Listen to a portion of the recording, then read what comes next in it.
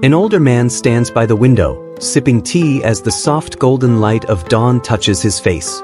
In the distance, birds sing and the world slowly awakens.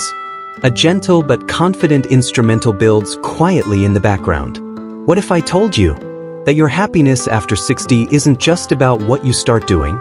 It's about what you finally stop doing? Not the big things, but the quiet habits, the invisible mindsets, the old routines that have lingered far too long and slowly drained your joy, your strength, and your peace of mind. Direct hit because after 60, life isn't ending. It's just changing. It's not about chasing youth. It's about embracing wisdom. Not filling every minute, but finally choosing what matters most. So in this video, we're uncovering 9 things to stop doing after 60. Things that may be silently holding you back from the peaceful, powerful retirement you deserve. White heavy checkmark because this stage of life should be about freedom, clarity, and meaning. No regret, not guilt, not feeling stuck. So if you're ready to lighten the load, let go of what no longer serves you, and step boldly into a wiser, healthier, more joyful chapter. Then take a deep breath and let's begin. Stop sign chapter 1. Stop saying, "I'm too old for that." A woman in her 70s stands before a blank canvas. She laughs nervously, picks up a brush, and starts to paint. Colors fly. Mistakes happen. But her smile only grows. Let's start with the most dangerous 4 words in retirement. I'm too old for that. How many dreams have those words quietly buried? I'm too old to go back to school. I'm too old to make new friends. I'm too old to fall in love again. But here's the truth. It's not age that limits you. It's the belief that age defines your limits. You see, there's no expiration date on curiosity, no cutoff for joy, and no rule that says adventure belongs only to the young. Seedling, if you're still breathing, you're still becoming. So instead of saying, "I'm too old," say this: "I'm old enough to know what matters, and young enough to still go after it." Direct hit, whether it's salsa dancing, writing a memoir, learning Italian, or starting that YouTube channel you've always thought about. Now isn't too late. Now is right on time. The woman steps back from her painting. It's messy, imperfect, full of color. She laughs with joy. She signs it anyway. Because joy doesn't care about your birth year. It only cares that you showed up. Hamburger chapter 2. Stop eating like you're still 30. A cheerful older man bites into a greasy burger, washes it down with soda, and grins until the next shot shows him groaning on the couch, holding his stomach. Cut to the clock. 2:15 a.m. He's wide awake, tossing and turning. We all have our favorite comfort foods. The burger, the fries, that extra slice of cake. And back in your 30s, you could get away with it. But after 60, your body has changed. And it's not punishing you, it's asking you to pay attention. Brain, what you eat now doesn't just affect your weight. It affects how well you sleep, how clearly you think, how much your joints ache, how alive you feel when you wake up. Pushpin, here's what to stop doing. Mindless late night snacking, chugging soda or energy drinks, skipping breakfast, relying on ultra-processed foods just because they're convenient. Prohibited, that food may be quick, but the cost? It's paid in fatigue, inflammation, and silent damage. Herb, here's what to start doing instead. Fill your plate with color, leafy greens, berries, and bright vegetables. Snack on nuts and seeds. They protect the brain and joints. Hydrate with water, not sugar. Try herbal teas before bed. They calm the nervous system. Direct hit food after 60 should do more than satisfy hunger. It should heal, energize, and protect. The man from earlier now makes a simple veggie stir-fry. He eats on the porch as the sun sets, calm and content. You've earned the wisdom to choose better. So fuel your body like the treasure it truly is. Television chapter 3. Stop sitting all day. A man in his late 60s slumps deeper into a recliner, remote in hand. Hours pass. The daylight fades, but the TV keeps flashing. Cut to his feet, swollen. His back aching. His face tired. We've been told retirement means rest. But there's a difference between rest and rust. And if you're sitting for most of the day, your body is silently slipping into shutdown mode. Stop sign sitting is the new smoking, especially after 60. It slows your heart, stiffens your joints, and increases your risk for diabetes, dementia, deep vein clots, depression. Chart decreasing. The body wasn't built for stillness. When you sit too long, your muscles weaken, your brain slows down, and your energy tanks fast. Direct hit. Here's what to start doing instead. Set a timer. Every 30 minutes, stand up. Walk to the window. Take a 20-minute walk each day. It's not just good for your heart, it boosts mood, memory, and metabolism. After your favorite show, stand and stretch for 5 minutes.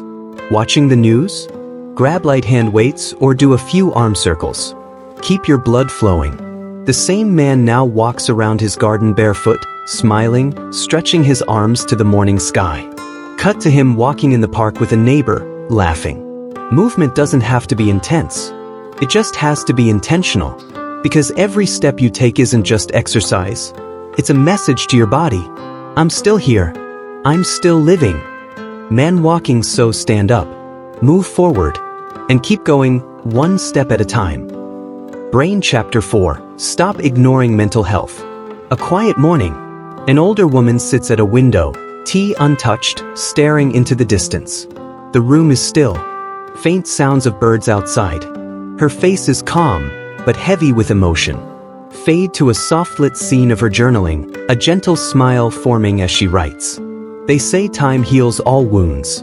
But they never tell you that some wounds resurface when the world gets quiet, when the house is empty, when the phone doesn't ring, when routines fade and old friends are gone. Just because you've lived a long life doesn't mean your heart doesn't hurt, doesn't mean your mind doesn't wander to lonely places. Pushpin. Here's the truth.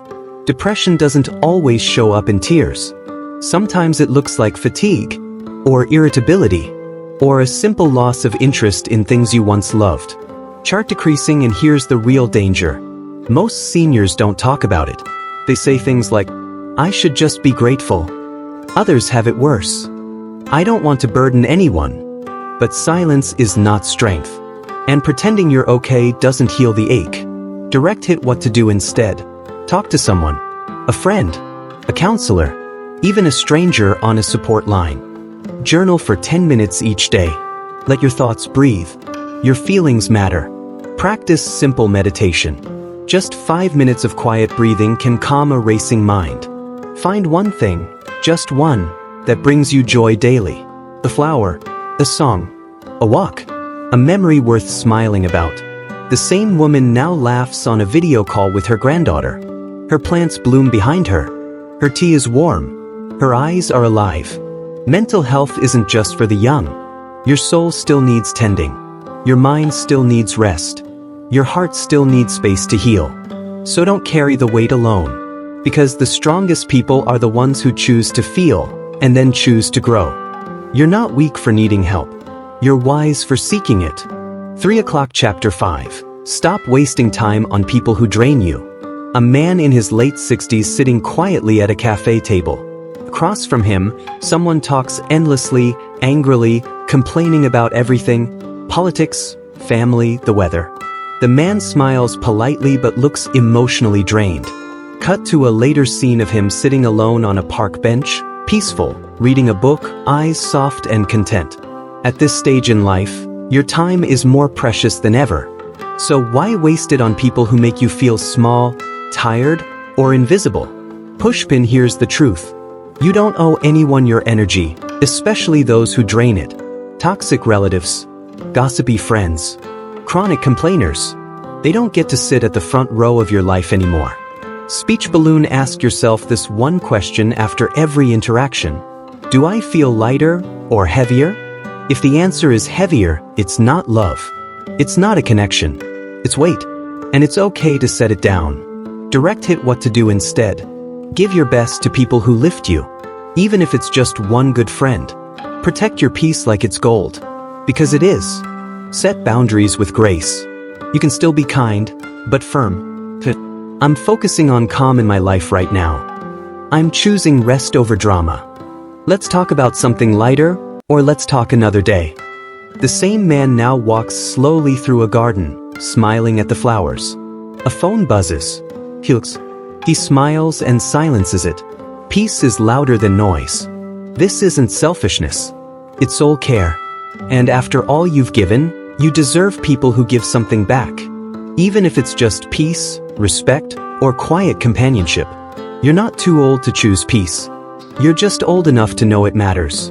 Conclusion. A montage. The woman painting under sunlight, the man walking in his garden, the smiling grandmother on a video call, and the older gentleman reading by the window as the day fades to a warm glow. You've spent decades showing up for others, for your family, your job, your responsibilities.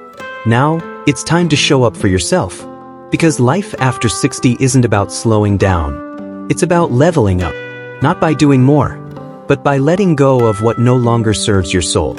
Speech balloons, so stop saying you're too old. Stop fueling a body you love with foods that hurt.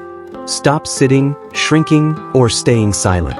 And most of all, stop giving your precious time to what makes you feel small. Direct hit. This chapter of life is not a slow fade.